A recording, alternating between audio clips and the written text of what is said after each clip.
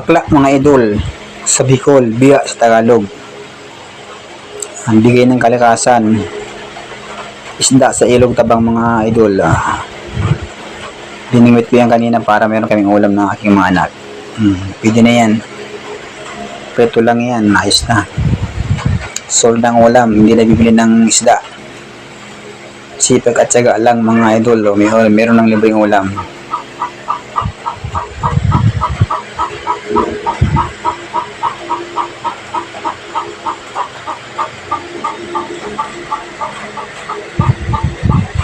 Thank you for watching. Gawa tayo mga idol na mga loads. Sausawa na sili na buyo, bawang sibuyas at paminta. Gawin natin sausawan para bukas pagluto natin ng pansit. Meron na tayong sausawa na sili na buyo ito mga idol. Sobrang anghang nito.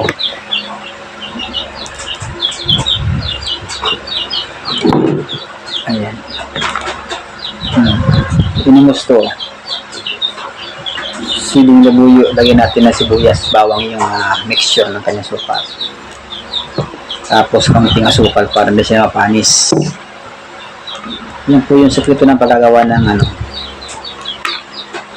suka na may sili, bawang, sibuyas. Nalagyan po yan ng kamuting asukal. Tapos paminta.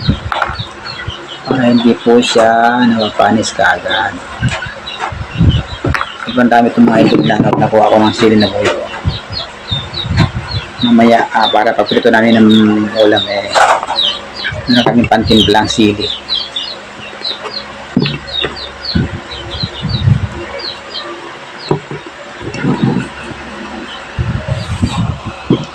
Thank you for watching mga idol. Ayun po yung aming sausawan. Sobrang dami ito mga ludsing ganun kay Pinsar ni Ronelo. Gawin kong sausawan siya.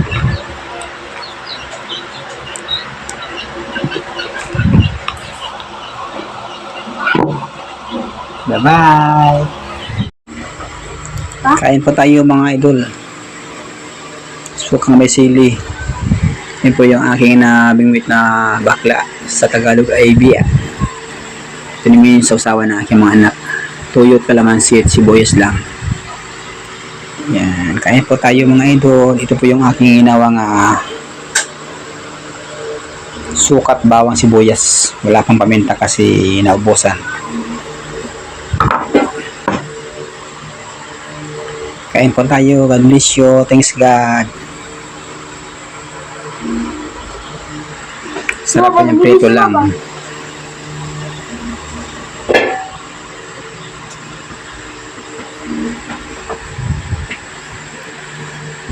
Yummy yummy. Kaya na.